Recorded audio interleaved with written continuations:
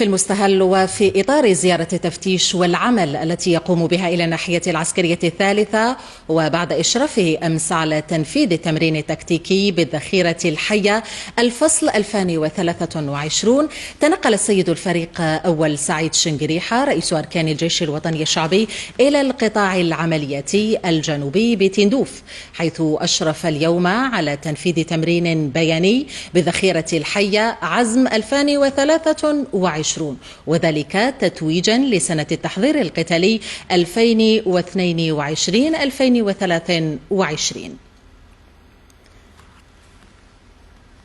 التمرين قامت بتنفيذه الوحدات العضوية للواء التاسع المدرع، مدعومة بوحدات من القوات البرية والقوات الجوية بما فيها حوامات الإسناد الناري. في البداية استمع السيد الفريق أول رفقة اللواء مصطفى اسماعيلي قائد الناحية العسكرية الثالثة إلى عرض قدمه قائد القطاع العملياتي الجنوبي بتندوف حول الفكرة العامة ومراحل تنفيذ هذا التمرين التكتيكي والأهداف المرجوة منه، قبل أن يتنقل إلى ميدان الرمي والمناورات للقطاع العملياتي الجنوبي بتندوف، حيث تابع عن كتب مجريات التمرين الذي نفذ في ظروف قريبة من الواقع.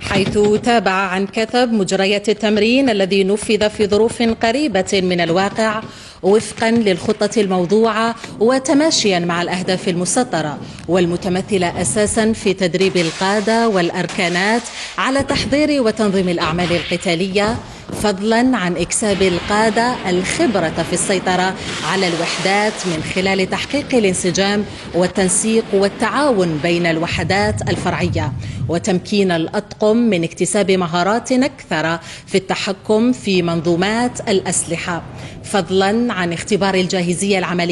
العملياتية والقدرة على التنفيذ الناجح للمهام الموكلة في مختلف الظروف.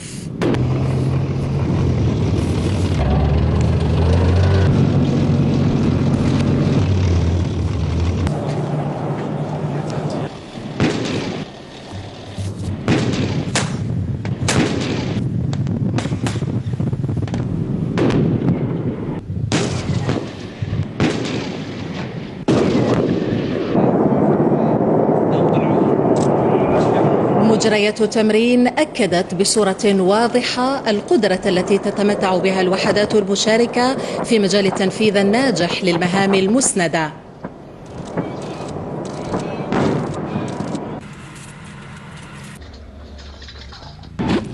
لا سيما في مجال التحكم الجيد للأطقم في مختلف الأسلحة والمعدات الحديثة ذات التكنولوجيا العالية.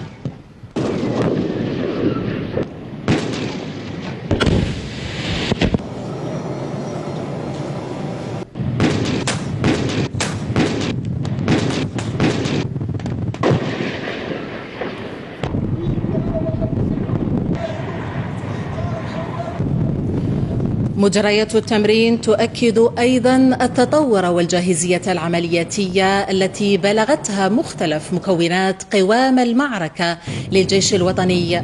الشعبي.